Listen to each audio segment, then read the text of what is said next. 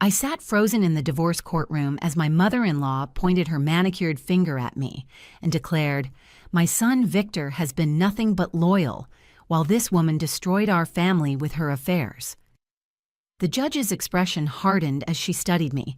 Then my 7-year-old daughter, Penny, stood up, holding her pink phone high and said in her small but clear voice, "Grandma Beatrice, should I show everyone the videos now?" The entire courtroom fell silent. Every head turned toward my little girl, standing there in her purple dress with white daisies, the one she'd picked out herself that morning. Beatrice's face went from confident superiority to complete shock in less than a second. Her mouth opened and closed, like a fish gasping for air, no sound coming out. "What videos, sweetheart?" Judge Harrison asked, leaning forward with sudden interest. Penny looked directly at her grandmother, then at her father, who had half risen from his chair. "The ones with Daddy and Miss Desiree kissing at Grandma's house." "I have lots of them." Victor slammed his hand on the table. "This is ridiculous. She's a child. She doesn't understand what she's saying." But Penny wasn't done. She swiped open her phone with the confidence of a generation raised on technology. "I also have the one where you called Mommy stupid and boring, Daddy. You were laughing with Aunt Gwendolyn about how the judge would believe anything Grandma said. My name is Melinda, and until 8 months ago, I believed I had married into the perfect family. The Sterlings were Connecticut royalty, old money wrapped in new ambitions. My husband Victor was the golden son, a successful real estate developer who wore designer suits and drove a Tesla. His mother Beatrice ruled their social circle with an iron fist hidden inside a velvet glove. His sister Gwendolyn was the perfect socialite, married to a banker, living in a mansion that looked like it belonged in a magazine. And then there was me, the elementary school teacher, who fell in love with Prince Charming, not realizing I was actually marrying into a fairy tale written by the Brothers Grimm, where the witches win and the princess gets burned at the stake. Standing in that courtroom, watching my 7-year-old daughter single-handedly destroy their carefully constructed lies, I realized she had more courage in her tiny finger than all the Sterling family combined. She wasn't supposed to be here today. The judge had initially ruled children shouldn't be present during divorce proceedings, but when my lawyer filed an emergency motion stating that Penny had crucial evidence, Judge Harrison made an exception. "Your Honor," Beatrice's voice cracked as she tried to regain control, "the child is obviously coached. Melinda has been filling her head with lies to turn her against her father." Penny shook her head solemnly. "Nobody told me to record anything, Grandma. I started doing it myself when I heard you telling Mrs. Pemberton at the country club that Mommy was trash and you couldn't wait to get rid of her." The judge raised her hand for silence. "Young lady, Penny, is it? Would you please come up here and show me what's on your phone?" As Penny walked toward the judge's bench, her light-up sneakers blinking with each step, I caught Victor's expression. The smugness was gone, replaced by something I'd never seen before: fear. Real, bone-deep fear. His lawyer was frantically whispering in his ear, but Victor's eyes were fixed on our daughter. "Bailiff, please connect the child's phone to the courtroom display system," Judge Harrison ordered. My sister-in-law Gwendolyn suddenly stood up from the gallery. "This is a violation of privacy. You can't just show private conversations without consent." "Sit down, Ms. Sterling," the judge commanded. "If these videos contain evidence relevant to perjury committed in my courtroom, they absolutely can and will be reviewed." That's when I knew everything was about to change. The Sterling family had walked into this courtroom expecting to destroy me. They had their story perfectly rehearsed, their lies synchronized, their expensive lawyers ready to strip me of everything, including my daughter. What they hadn't counted on was that their perfect victim had been documenting their crimes all along, and she was only 7 years old. 8 months before that courtroom moment, I thought I had the perfect life. Victor and I lived in a beautiful colonial house in Westbridge, Connecticut, complete with black shutters, a wraparound porch, and gardens that bloomed with roses every spring. Every morning I'd wake up at 6, make breakfast for my family, and watch as Victor adjusted his tie in the hallway mirror, while Penny ate her scrambled eggs at the kitchen island. It was the life I'd dreamed about as a little girl growing up in a cramped apartment with my single mother. Sunday dinners at Beatrice's estate were mandatory.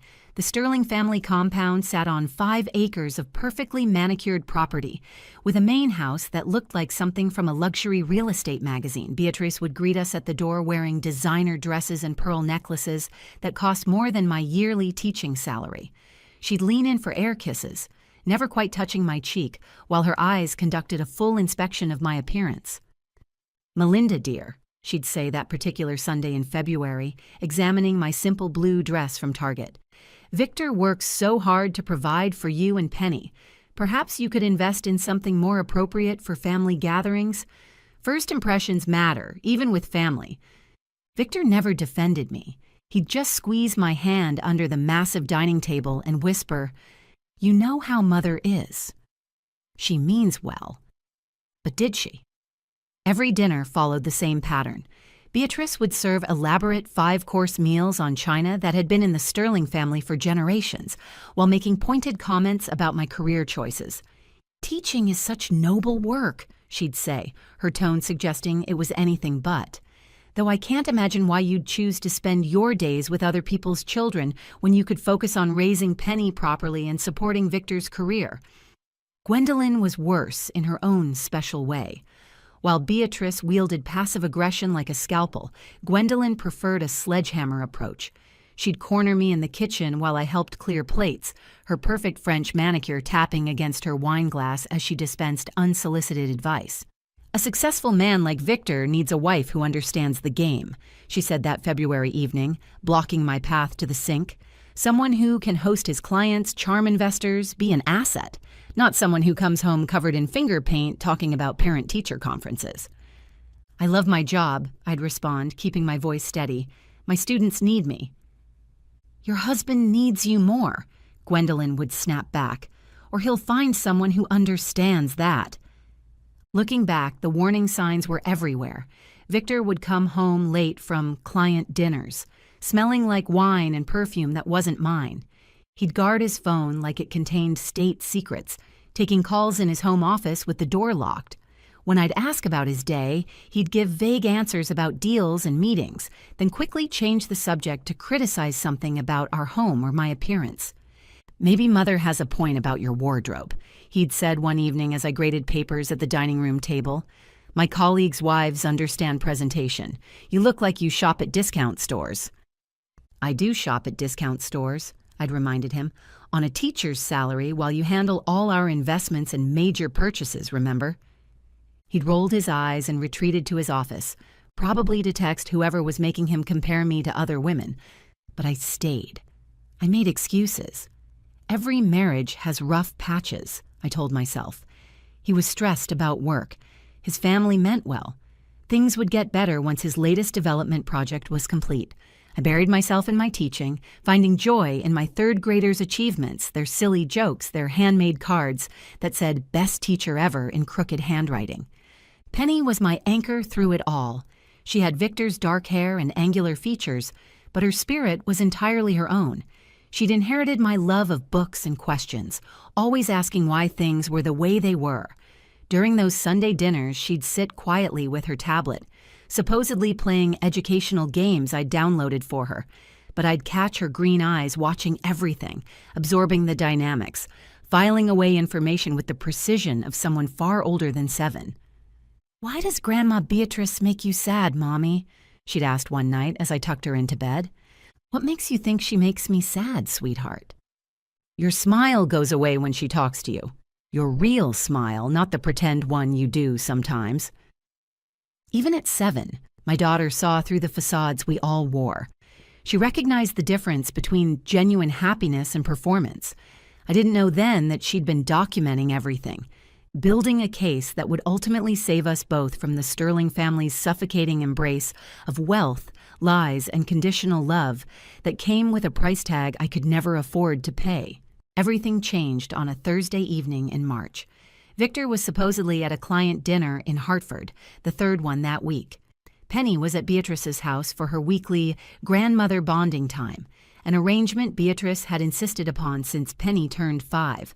"Every Sterling child needs to understand their heritage," she'd said, making it sound like we were royalty, instead of just wealthy Connecticut suburbanites with inflated egos. I'd come home early from school with a splitting migraine, the kind that made the world feel too bright and too loud. The principal had noticed me wincing during our staff meeting and insisted I leave. As I pulled into our driveway, I noticed Victor's office window shade was askew, which was odd since he was obsessive about keeping them perfectly aligned. Everything in Victor's world had to be perfect, controlled, managed. I decided to straighten it and, while I was there, organize his home office as a surprise. He'd been complaining about the mess, though to me it looked immaculate. But that was Victor. Nothing was ever quite good enough. His desk drawer was locked, which struck me as strange. We'd never locked anything from each other before, or so I thought. The key was in his golf bag, exactly where he always hid spare keys, thinking he was clever. Inside that drawer, I found a folder labeled Investment Statements. Normal enough, except these weren't our joint investments. My hands started shaking as I read through credit card statements for an account I didn't know existed. Charges jumped out at me. Tiffany & Company for $3,200. The Ritz-Carlton in Manhattan for multiple stays. Le Bernardin restaurant for dinner for two, charged on nights when Victor claimed he was eating takeout at the office. The statements went back 2 years, 2 years of systematic deception while I clipped coupons and shopped sales to stretch my teaching salary. Behind the statements, I found printed emails. The sender's name made my blood run cold. Desiree Morrison. I recognized that name. She was one of Victor's client associates, a blonde real estate agent who wore designer suits and laughed too loudly at his jokes during company parties. The emails were explicit, leaving nothing to imagination. "Last night was incredible," one read. "Beatrice was right about you being trapped in that boring marriage. Once you're free, we can stop hiding." Another mentioned meeting at Beatrice's house while I was at work. My mother-in-law knew. She'd been facilitating her son's affair. I photographed every page with my phone, my teacher's instinct for documentation kicking in. Then I found the worst document of all, a draft email to a divorce attorney dated 6 months ago, discussing strategies to minimize financial obligations and secure full custody based on wife's demanding work schedule and inability to provide proper care.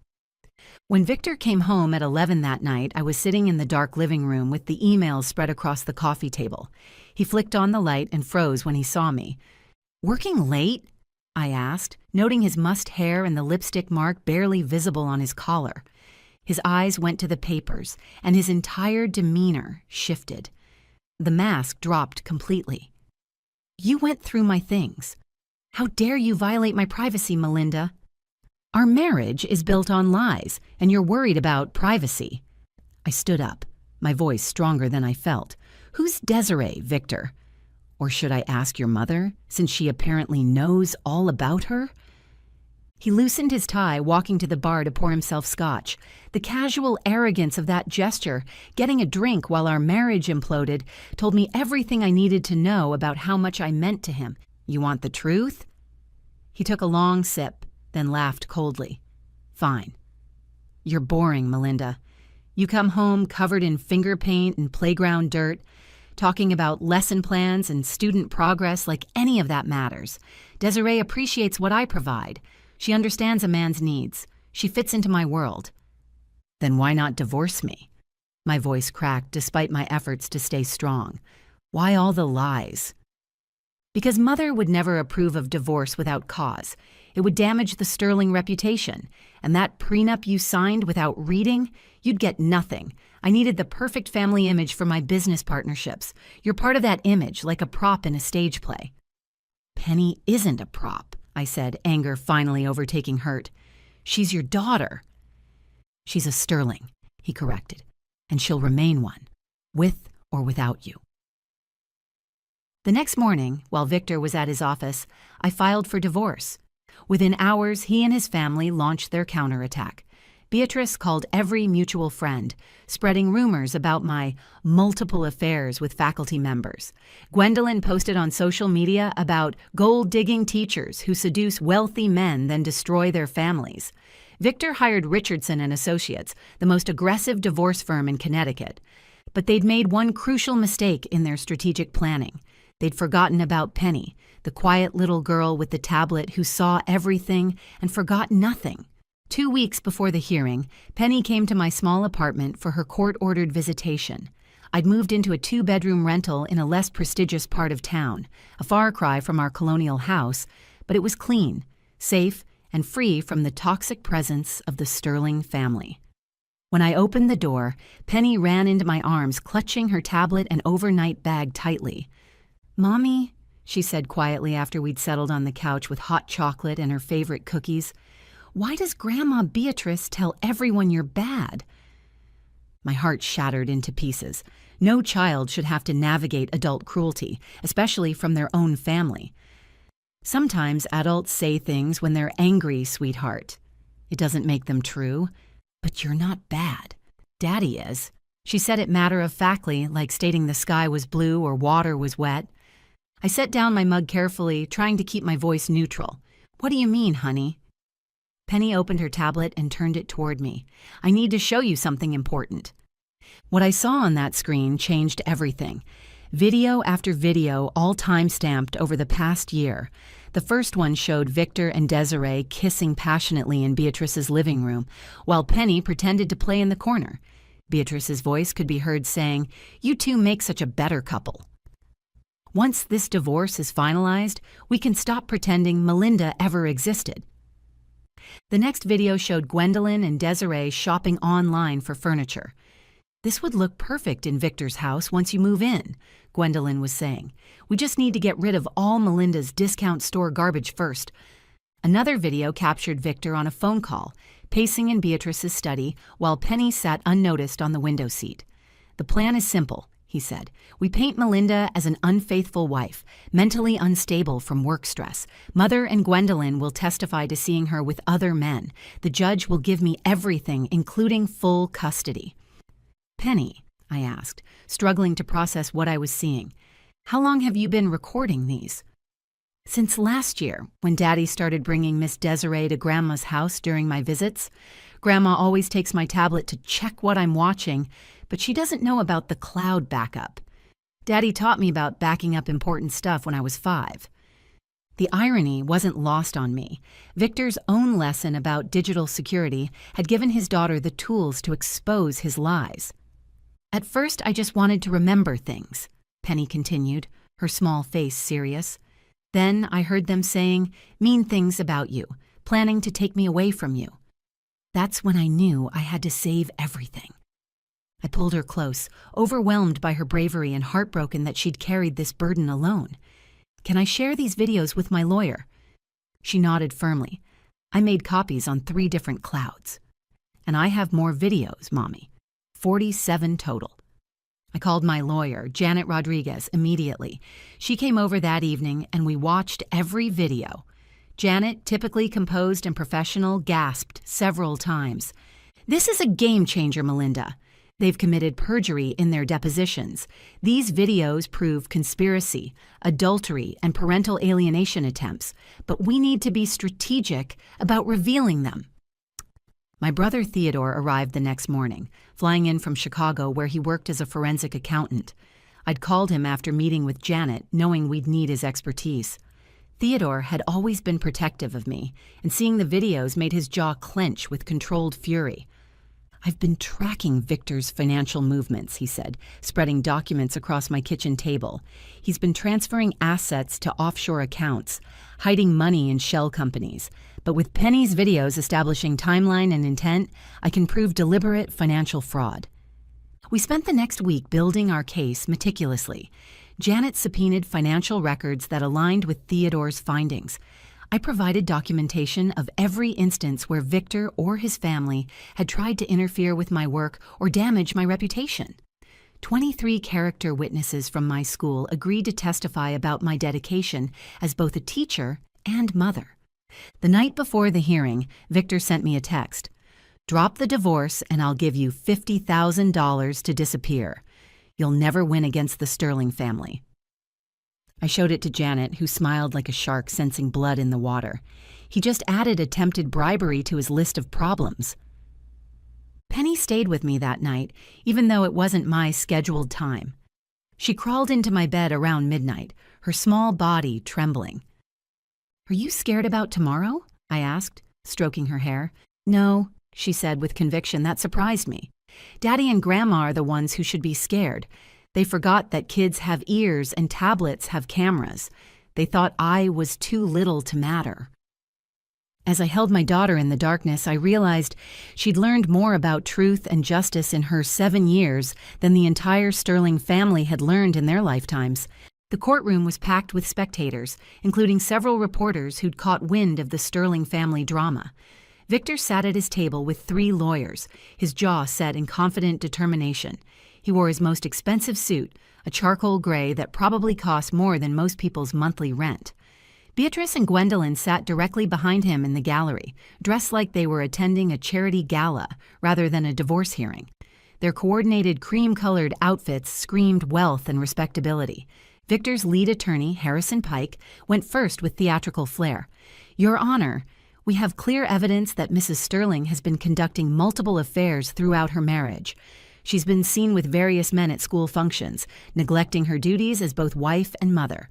My client has been nothing but patient and forgiving, but enough is enough." Then Beatrice took the stand, her performance worthy of an Oscar. She dabbed at her eyes with a handkerchief that probably cost more than my weekly groceries.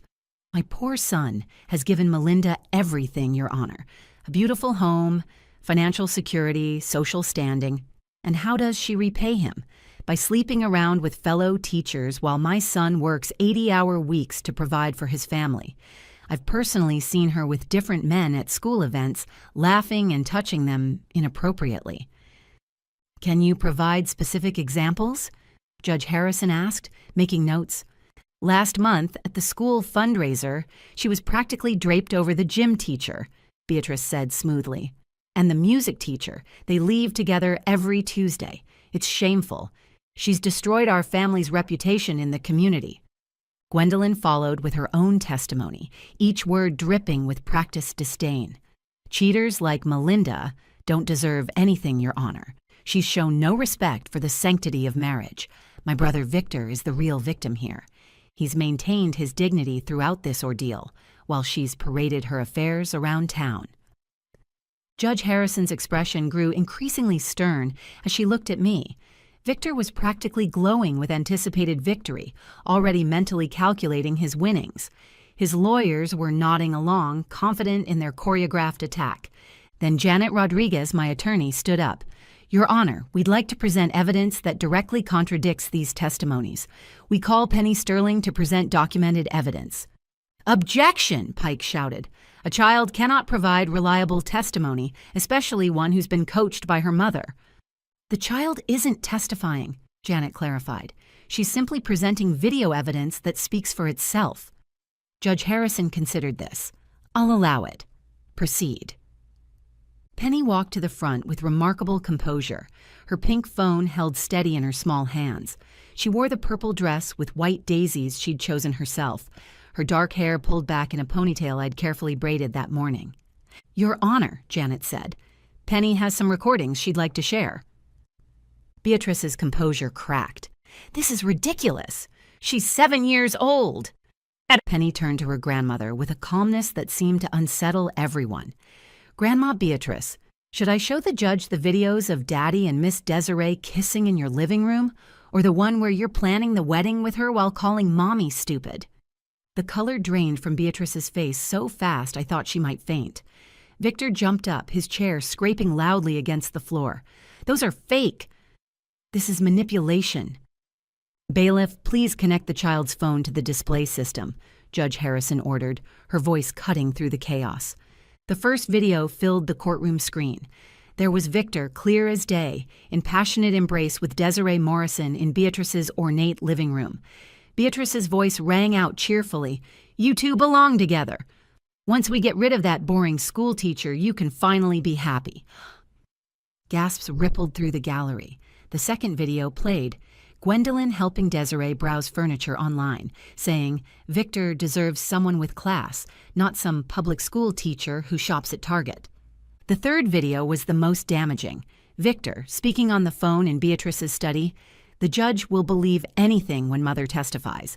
We'll paint Melinda as the cheater, mentally unstable, unfit mother. She'll get nothing, and I'll get everything, including full custody of Penny. I have 44 more videos, Your Honor, Penny said clearly. Should I show the Christmas dinner where Daddy gave Miss Desiree the necklace he said he bought for Mommy? Or the one where Aunt Gwendolyn explains how to hide money from Mommy in the divorce? The courtroom erupted. Pike was frantically whispering to his colleagues. Victor's face had gone from red to white to green. Beatrice was gripping Gwendolyn's arm so tightly her knuckles were white. Judge Harrison slammed her gavel. Order! Mr. Sterling, Mrs. Sterling Sr., and Miss Sterling, you have committed perjury in my courtroom. This is a federal offense. Theodore then presented his financial evidence, showing the systematic hiding of assets and fraudulent transfers. The documentation aligned perfectly with conversations captured in Penny's videos. Judge Harrison's ruling was swift and brutal. Full custody to Mrs. Melinda Sterling, the house, primary assets, and substantial alimony awarded to the plaintiff. Mr. Sterling will pay all legal fees and faces perjury charges. This is one of the most egregious cases of attempted fraud I've seen in 30 years. As we left the courtroom, Victor tried to approach Penny one last time. His expensive suit was wrinkled, his perfectly styled hair disheveled, and his eyes held a desperation I'd never seen before. He dropped to one knee in the courthouse hallway, reaching out toward our daughter. "Sweetheart, why would you do this to Daddy?" His voice cracked, the confident businessman facade completely shattered. "I'm your father. I love you." Penny looked him straight in the eye with a maturity that shouldn't exist in a 7-year-old. "You lied about Mommy, Daddy. You made Grandma lie too. You were going to take me away from her. Miss Fletcher says lying is wrong and hurting people is worse."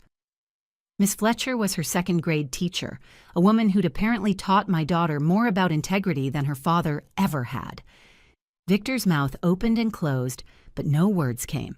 For once in his life, he had no smooth response, no charming deflection. Beatrice tried to intervene, stepping forward with her arms outstretched toward Penny. "Darling, you don't understand what you've done," she said, her voice shaking. "You've destroyed our family." "No, Grandma," Penny replied simply. "You destroyed it when you helped Daddy cheat and lie. I just showed everyone the truth." Within weeks, the Sterling empire began crumbling. The country club gossip mill that Beatrice had weaponized against me turned on her with venomous delight. She was quietly asked to resign from 3 charity boards. Her Tuesday bridge club suddenly had no open seats. The annual Sterling Christmas Gala, a tradition for 30 years, was canceled when no one RSVP'd. Gwendolyn's husband filed for divorce within a month, citing the videos as evidence of his wife's moral corruption and conspiracy to commit fraud. He'd apparently been having doubts about his wife's character for years, and Penny's videos confirmed his suspicions. Gwendolyn moved back into Beatrice's estate, 2 bitter women stewing in their mutual downfall. Victor's real estate business collapsed when news of the perjury charges went public. His business partners distanced themselves, clients canceled contracts, and Desiree Morrison disappeared the moment his bank accounts were frozen. She'd moved to Florida, according to rumors, already attached to another wealthy developer.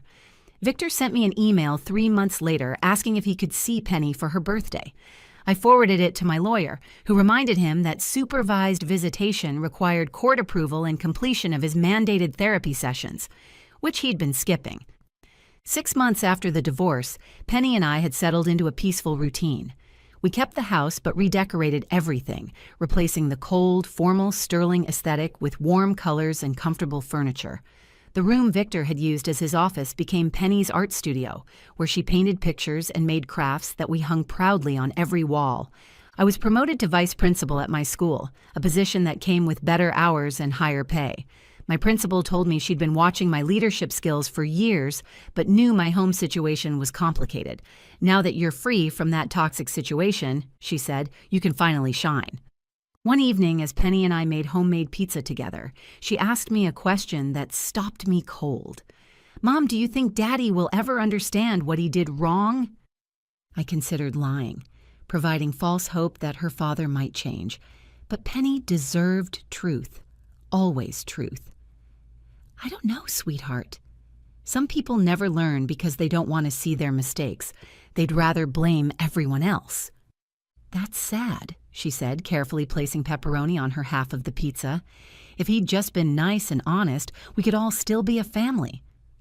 But then we wouldn't have learned how strong we are, I reminded her, kissing the top of her head. You stood up for truth when adults around you were lying. That takes incredible courage. A year later, I received a call from Theodore. You need to see this, he said, sending me a news link. Victor had been arrested for fraud in a new real estate scheme. Without his family's money and connections to protect him, his true nature had been exposed. He was facing 5 years in prison. Penny, now 8 and even more perceptive, saw the news on my phone. I'm sorry, Mom, she said quietly. For what, baby? That you married someone who turned out to be so mean. I pulled her close, breathing in the scent of her strawberry shampoo. I'm not sorry. Because if I hadn't married him, I wouldn't have you. And you, my brave, brilliant girl, are worth everything that happened. The sterling silver life I'd once desperately wanted had been fool's gold all along. But my daughter's courage, her unwavering sense of justice, her incredible bravery in that courtroom, that was pure gold. That was the fortune that really mattered. We'd learned that family isn't about blood or fancy houses or perfect images. It's about truth, loyalty, and having the courage to stand up for what's right, even when you're only 7 years old with a pink phone and an unshakable sense of justice. Victor still sends letters from prison trying to reconnect with Penny. She reads them, then files them away in a box under her bed. For evidence, she says with that same wisdom beyond her years, just in case he tries to lie again. If this story touched your heart or reminded you that truth always finds a way to surface, please give this video a like and share it with someone who needs to hear it. Your support helps these important stories reach more people. Don't forget to subscribe to our channel and hit that notification bell so you never miss our next story.